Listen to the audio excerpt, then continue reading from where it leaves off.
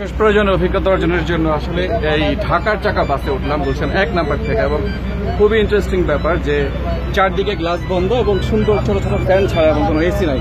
ভাই আপনি কি এসি পাচ্ছেন এখানে? না না এসি আছে? এসি ছাড়া আছে? আপনি তো ঘামছেন এখানে।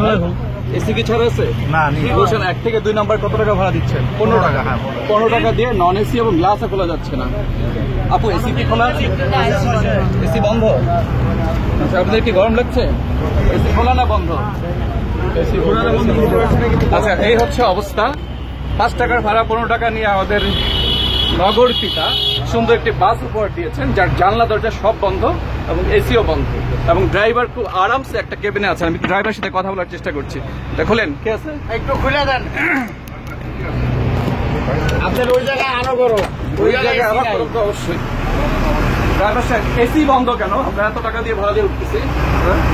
এসি গাড়িতে এসির পাওয়ার আসতেছে না। হ্যাঁ, এসির পাওয়ার আসতেছে না তো আর টাকা তো আপনি 15 টাকা করে নিচ্ছেন, রাইট?